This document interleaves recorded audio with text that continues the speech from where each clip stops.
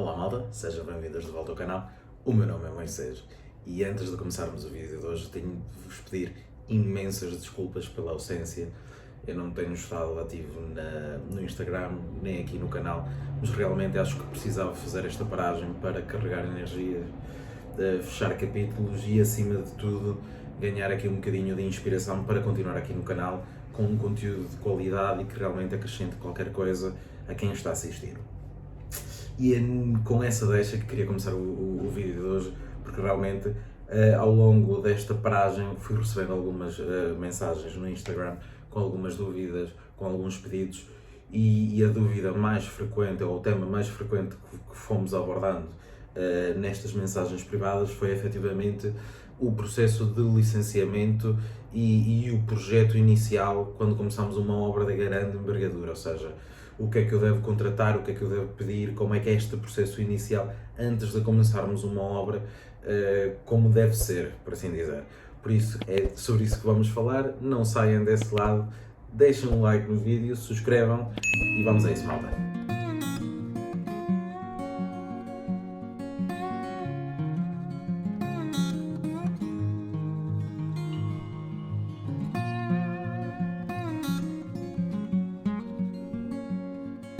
Então, malta, a dúvida que mais me questionaram nestas últimas semanas foi: oh Moisés, quando é que eu preciso licenciar uma obra e em que é que este processo de licenciamento consiste, os custos dos prazos e por aí fora? E começando pelo início, uma obra precisa de ser licenciada quando ela tem impacto na fachada, ou seja, nós alteramos a volumetria da nossa fachada, fechamos vãos, abrimos vãos, aumentamos ou alteramos a cor drasticamente.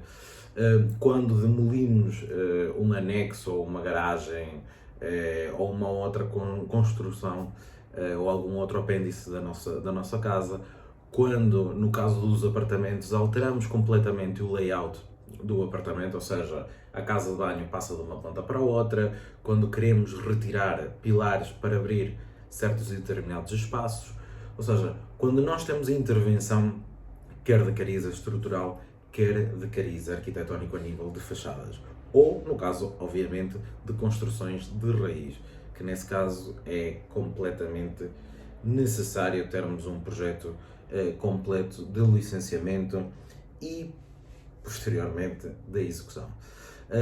Ou seja, nós só conseguimos fugir ao licenciamento no que a lei ou o REGE define como obras de escassa relevância. O que é que são obras de escassa relevância? É a manutenção das nossas fachadas, em que literalmente é uma limpeza da fachada ou uma repintura à mesma cor da fachada, troca de pedras, no caso de termos cantarias na fachada, por pedras da mesma espécie. No caso de remodelações no interior, aquela remodelação típica que vocês viram nos vídeos iniciais do canal, em que é uma obra cosmética, ou seja, não há alteração nem destruição de elementos estruturais, em que basicamente trocamos canalizações, trocamos parte elétrica, pavimentos e revestimentos das paredes, mas a nível funcional o apartamento continua a ser um T2, um T3, com uma ou duas ou três casas de banho, ou seja, ele continua a ter a sua geometria bem definida. Podemos sim retirar algumas paredes não estruturais, mas não estamos a desdobrar ou desvirtuar a propriedade propriamente dita. Outra das situações que carece de licenciamento são aquelas legalizações de propriedades antigas, ou seja, muitas vezes em aldeias ou em meios mais rurais, herdamos um terreno com uma determinada moradia, mas dos anexos ou as arrecadações ou as segundas moradias não constam da caderneta predial dessa propriedade. Portanto, na hora de querermos vender o imóvel do terreno para aí fora, precisamos de legalizar aquilo que estiver. E em sede desse processo junto da Câmara em questão, que eles podem pedir um projeto de demolição, no caso deles não aceitarem, por exemplo, estes anexos ou estas arrecadações ou estas segundas moradias, ou que precisem efetivamente de um projeto de arquitetura e de especialidades para vos contabilizar aí sim estas propriedades e vocês revalorizarem o valor desta venda. Agora que sabemos em que situações é que vocês devem ou não licenciar as vossas intervenções, vocês costumam ficar na dúvida, pronto, ok, sei que preciso de licenciar esta intervenção. Como é que eu faço isso? Malta, como é que fazemos isso? Buscamos sempre a ajuda de um profissional. Que, no caso, por exemplo, mais convencional de queremos construir numa moradia, compramos um terreno ou vamos comprar um terreno e queremos construir de raiz, o primeiro passo é sempre buscar um arquiteto. E quando eu digo buscar um arquiteto, não é irem só falar com o vosso colega, olha, dá-me lá o nome do arquiteto que fez a tua moradia, ou do teu tio, ou do teu primo, não. É fazer uma pesquisa do mercado, a semelhança daquilo que eu falei nos vídeos anteriores para o empreiteiro. O vosso casamento com um determinado arquiteto vai definir efetivamente também o fim ou o resultado da vossa intervenção, da vossa moradia, da vossa casa.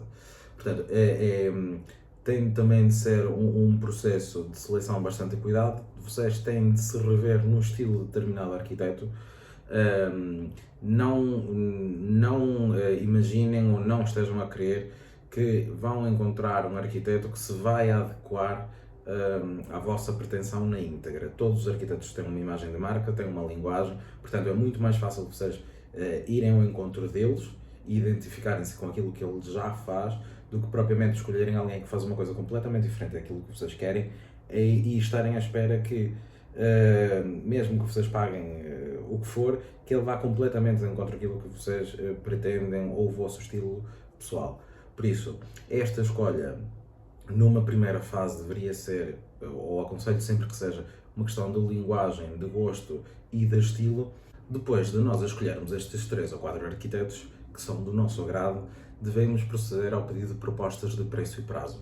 E porquê é que eu digo propostas de preço e prazo? Porque muitas vezes as pessoas esquecem-se da componente do prazo e só estão focados no preço. Mas hoje em dia o setor, e não é exceção para o caso de arquitetos e engenheiros de projeto, o setor está extremamente saturado. Portanto, as agendas de toda a malta está completamente empilhada.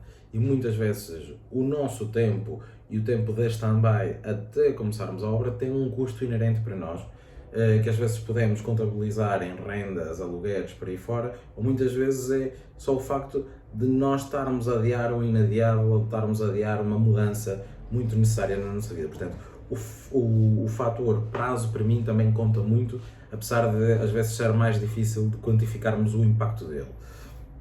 Mas por isso é que eu vos digo, é muito importante receberem propostas instruídas ou que contenham a mesma estrutura. E porquê é que eu falo da estrutura? É muito importante perceberem que um projeto passa por diversas fases.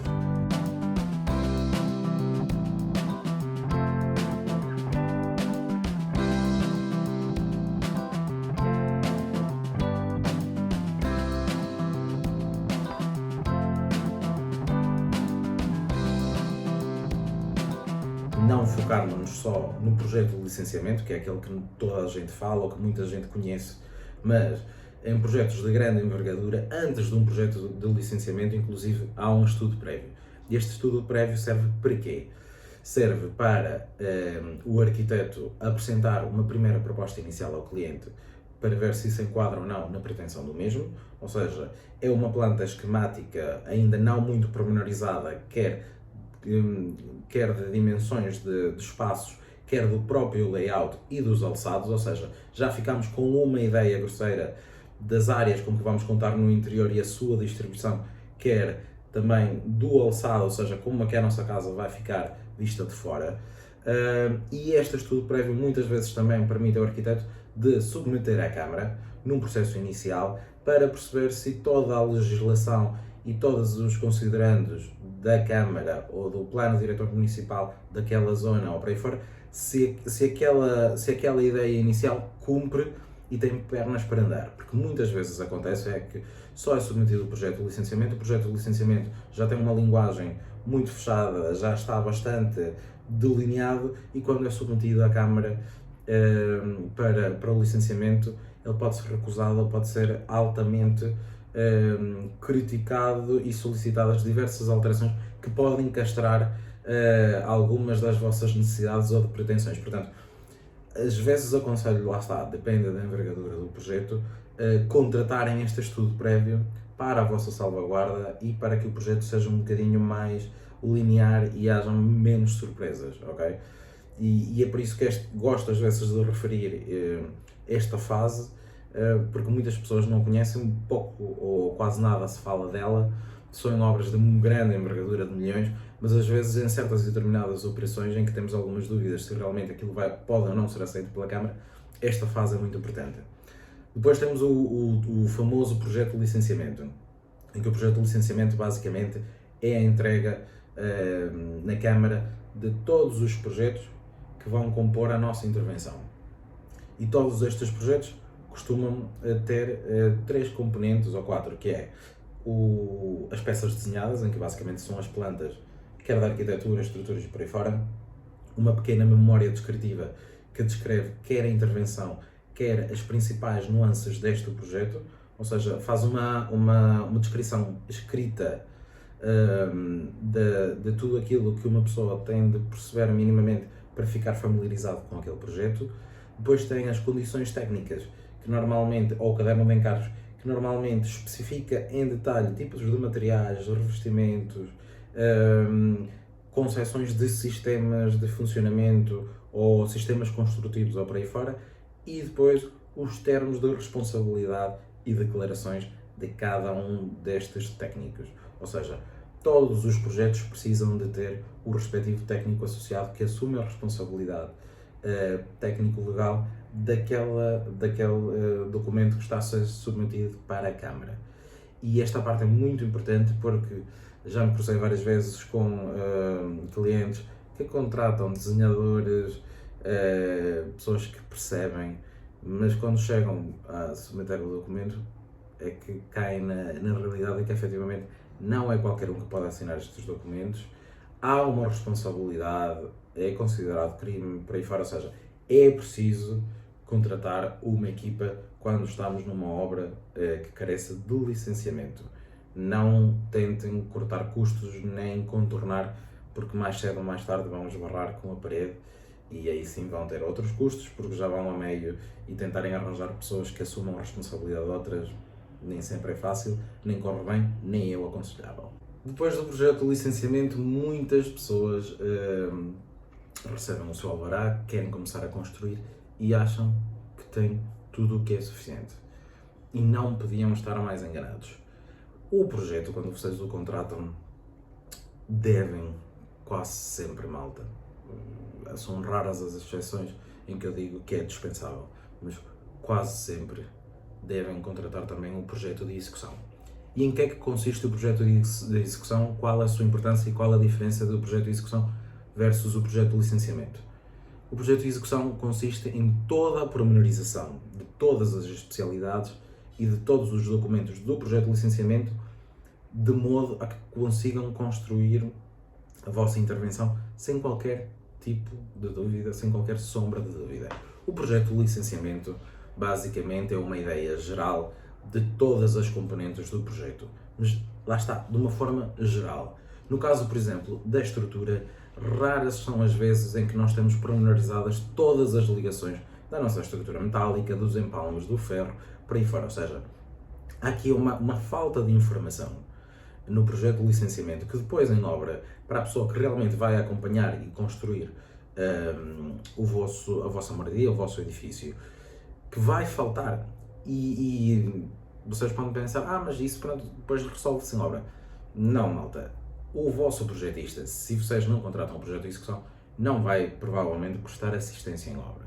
Portanto, vão chegar à obra e vão ter uma sucessão de dúvidas e de indefinições que vão fazer com que a vossa obra pare, vão fazer com que o vosso empreiteiro reclame custos adicionais, lá está, porque ele deu valor a uma coisa que não estava definida e quando perceberem a definição ele vai querer cobrar mais. Vão ter entropias, vão ter alterações e todas as alterações vão gerar impacto no preço, no prazo e muito provavelmente em más decisões que vão afetar o resultado final, quer na qualidade, quer no aspecto final daquilo. Ou seja, muitas vezes quando pensamos com a cabeça quente para tentar resolver uma determinada situação, para não perdermos mais prazo, nem aumentarmos o nosso preço, acabamos depois por magoar ou afetar o resultado final. E é por isso que o projeto de execução é a oportunidade que o projetista tem para madurar e para definir todo o seu projeto de licenciamento, pensar em todos os pormenores e alterar, caso seja necessário, qualquer coisinha que possa ter passado pelos pingos da chuva, porque o projeto de licenciamento, lá está, é um projeto que espelha a ideia macro, mas que não tem a compatibilização afinada e apurada de todas estas especialidades com a arquitetura. E é um processo fundamental. Lá está, porque vos vai poupar dinheiro e prazo quando estiverem em obra. E chatices, acima de tudo chatices, porque cada dúvida, cada indefinição vai criar aquela sensação de desconforto, quer para o vosso empreiteiro e acima de tudo para vocês, porque vocês pensam, e agora como é que eu saio disto? Quanto é que isto vai custar? E abrimos aqui um precedente para que a obra comece a descarrilar. Portanto, é muitas vezes por não existir este projeto de execução que as obras duram o dobro do prazo, custam o dobro do preço inicial. É muitas vezes a desculpa que o empreiteiro tem para abandonar a obra e por aí fora. Portanto, o projeto de execução para mim é fundamental. E por último, a quarta fase que eu englobei aqui, telas finais e assistência técnica, não é a mesma coisa, mas são coisas complementares. Isto é muito importante, apesar de vocês contratarem um empreiteiro ou contratarem uma fiscalização ou por aí fora, contratarem a tela final e assistência técnica. Porquê? A assistência técnica vos permite ter a vossa equipa de projeto disponível em obra ou remotamente para esclarecer as dúvidas, para exigir que o projeto seja bem cumprido, bem executado, para que os materiais não sejam aldrabados em obra, para que as soluções realmente sejam executadas consoante a visão que vocês e eles tiveram na fase do projeto, ou seja, vos permite ter uma segurança acrescida para que realmente consigam salvaguardar e lutar pelo projeto que pagaram e pelo projeto que queriam ver concretizado.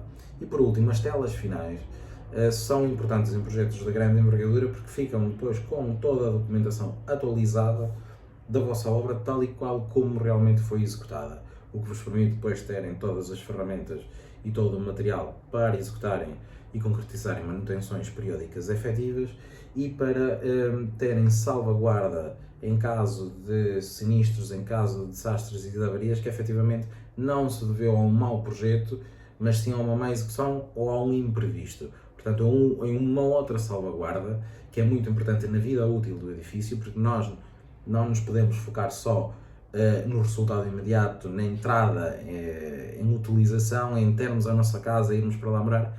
A nossa casa depois vai ter uma vida útil, como todos nós, e nós precisamos de nos munir de toda a informação necessária e de toda a documentação necessária para conseguirmos ter a melhor vida útil do nosso imóvel.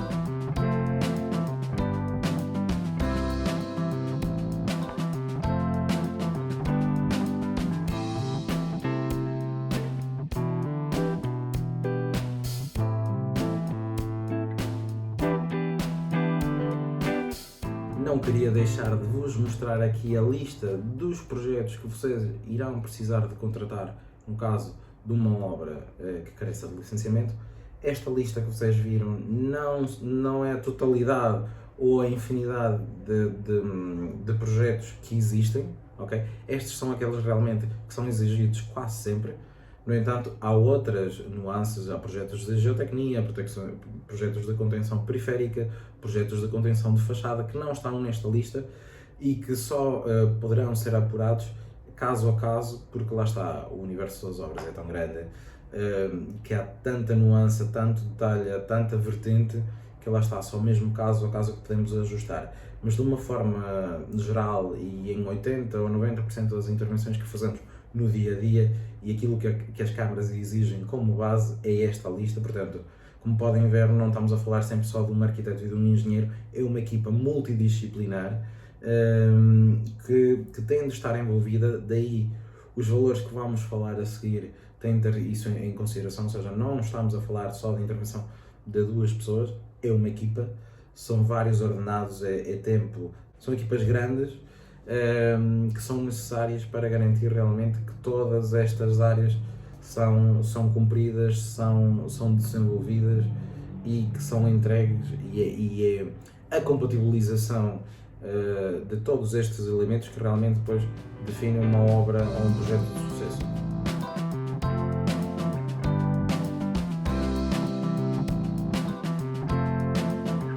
Agora sim, malta, a parte que vocês mais gostam, que é falarmos sempre de números e prazos e por aí fora, e que realmente todas as dúvidas que me colocam, para além de quererem saber informação, acabam sempre por chegar a esta parte, que é aquilo que mexe com o nosso tempo e com a nossa carteira. Os valores que eu vou falar são valores médios de referência. Atenção, isto varia imenso consoante o arquiteto ou o gabinete de engenharia que vocês contratarem, consoante a envergadura do vosso projeto, consoante a região do país, consoante o prazo que vocês estipulam para a conclusão deste projeto. Ou seja, há aqui tantas variáveis que malta, eu vou dar só valores de referência por uma questão didática e para criarem pelo menos uma noção na vossa cabeça. Mas têm sempre de fazer uma pesquisa e uma consulta ao mercado, mais do que uma pessoa, mais do que um gabinete, mais do que um arquiteto, e depois compararem.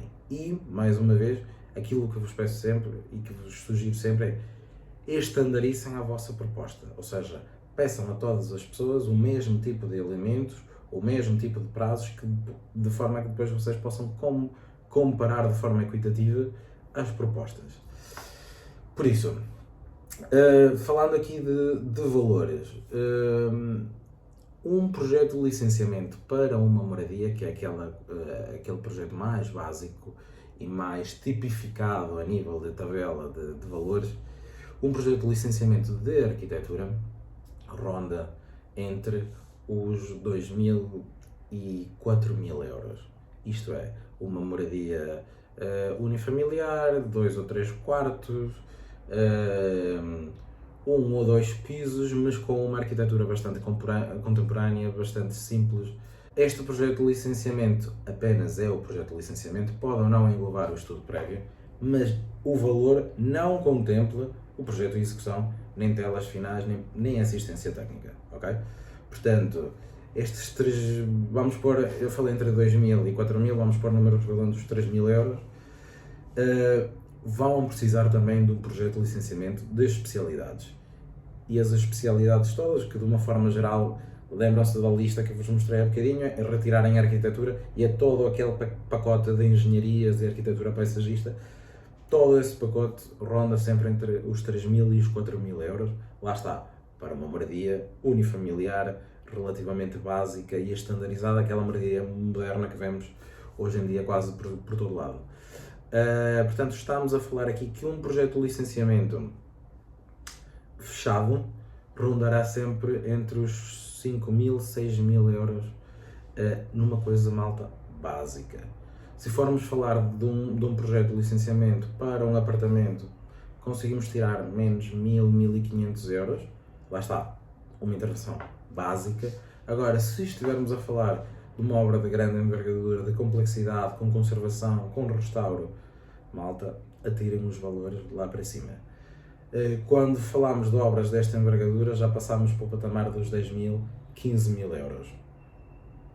E falta, lá está, a componente do projeto de execução e telas finais, que é o outro tanto, malta, quer na arquitetura, quer nas especialidades. Portanto, se vocês comprarem ou contratarem o projeto completo, como eu acho que é o dever ser, porque aí vão limpar metade dos problemas, incertezas e imprevistos, o vosso projeto da arquitetura completo, de início ao fim, deve rondar para uma moradia unifamiliar simples entre 6.000 a 7.000 euros e um outro tanto igual para as engenharias. Portanto, estamos a falar que para um projeto simples, completamente fechado com tudo, com todas as fases do projeto, devemos estar a falar entre os 15.000 e 18.000 euros. Que lá está, se for para um projeto de grande envergadura, tínhamos falado de 10, 15 mil euros para o licenciamento. Para um projeto completo estamos a falar entre os 20 e os 30 mil euros. Isto dá-vos pelo menos uma ordem de grandeza, malta, de aquilo que vocês devem contar. Não se metam numa intervenção se não tiverem este dinheiro inicial para dar, porque não vale a pena, só vão estar a andar a tapar furos e andar a cobrir-se até onde podem, e isso vai dar problemas depois em obra. O vosso orçamento nunca vai estagnar, vai estar completamente sempre a crescer com imprevistos e imprevistos. A nível de prazos, aqui, lá está, varia novamente a disponibilidade da pessoa que escolherem, mas independentemente da data em que aquela pessoa possa arrancar com o vosso projeto, um projeto nunca dura menos do que 4 meses.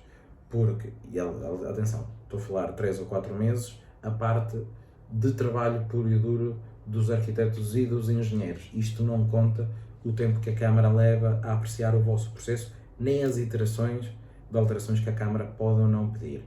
Mas é mentira que um projeto consegue estar completamente fechado em menos do que 3 ou 4 meses. Porque as pessoas não estão a trabalhar só no vosso projeto, têm sempre a prestar assistência a outros projetos e a outras obras, portanto, entre encaixarem eles na vossa agenda, a vossa disponibilidade para reunirem com eles as iterações e alterações que eles introduzem e que vocês introduzem, estamos sempre a falar entre 3 a 4 meses. Se tiverem uma equipa muito aliada e que vos conheça ao pormenor, poderemos reduzir o trabalho deles a 2, 3 meses. Menos do que isso, uma falsa expectativa, provavelmente para vocês vos contratarem, porque são os que fazem o projeto mais rápido. Isto não existe, malta, as coisas levam tempo, e quando estamos a falar de uma coisa de raiz, não vale a pena acelerar as coisas. Portanto, aqui ficam já com uma ideia um bocadinho macro. Mais uma vez, tem de ser visto tudo caso a caso. Isto são valores de referência, pode mudar muita coisa, e se tiverem dúvidas, a coisa mais importante é procurarem ajuda profissional. Muitas vezes podem pagar uma consultoria só para realmente alguém analisar o vosso caso e vos dar valores mais ajustados à vossa realidade. Às vezes um investimento de 1 ou 2 horas de consultoria que tem um valor completamente residual vos ajuda a pelo menos traçar o vosso panorama. Por isso é tudo por hoje, espero que tenham gostado. Obrigado por estarem desse lado e terem aguentado este período de ausência, mas foi mesmo necessário. Não se esqueçam de fazer like neste vídeo, de subscrever ao canal, e muito obrigado, e até para a semana, malta.